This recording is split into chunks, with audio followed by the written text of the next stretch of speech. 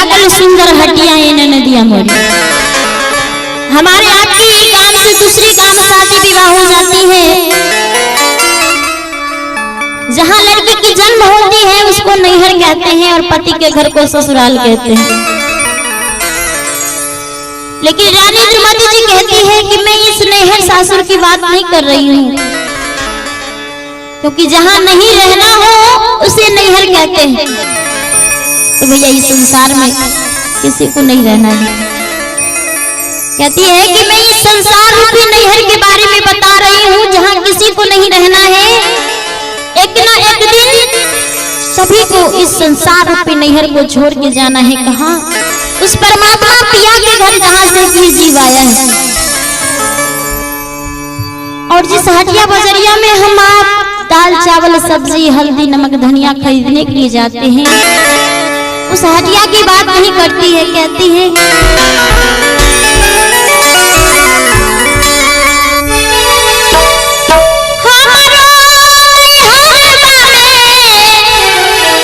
लागल सुंदर हटिया ए नदिया मोरी, पैसा शांता सूजा ए नदिया मोरी, पैसा शांता सूजा ए नदिया मोरी। हमारो नैहर बामे, हमारो नैहर बामे लागल सुंदर हटिया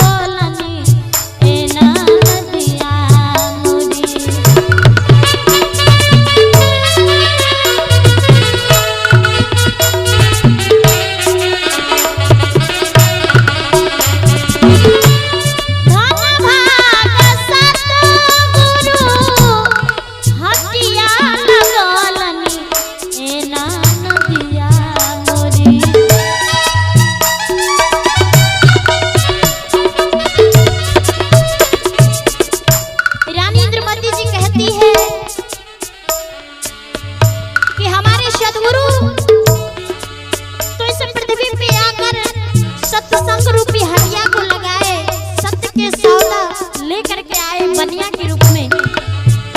लेकिन सत्य रूपी सौदा को खरीदेगा कौन? कोई जाहौरी नहीं होगा जो सत्य रूपी सौदा को खरीदेगा। धन भाग सतगुरु हटिया लगोलनी, ए नान दिया मोरी सौदा खरीदी सासुर जाए, ए नान दिया मोरी सौदा खरीदी सासुर जाए, ए नान दिया।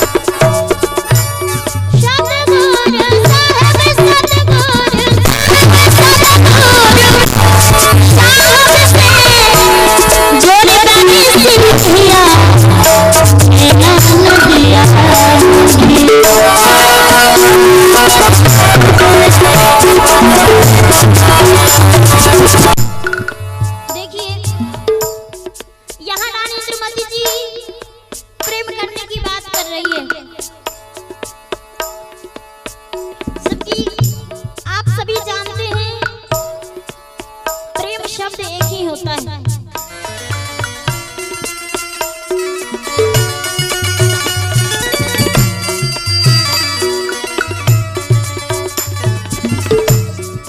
प्रेम शब्द एक ही होता है, लेकिन प्रेम अनेकों प्रकार के होते हैं।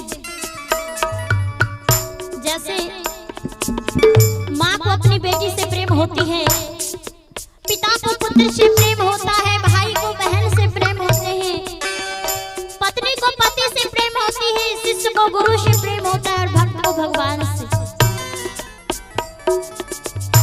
लेकिन शब्द एक प्रेम ही कहलाता है। किस प्रेम के बारे में रानी इंद्रमती जी कहती हैं?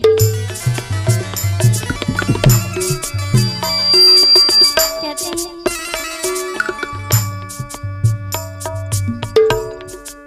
कि जब तक इस संसार में हम आप जीवित हैं, अरे ना जाने कितने दोस्त प्रेमी मित्र अपने मिलते रहेंगे, लेकिन जिस रोज ये जीवात्मा इस शरीर से निकल जाएगा, अरे औरों की बात तो छोड़िए, अरे अपना सगा बेटा भी बोलेगा कि जल्दी से घर से बाहर कर दो। सारे के जो भी रिश्ते नाते होते हैं सब के सब छूट जाते हैं।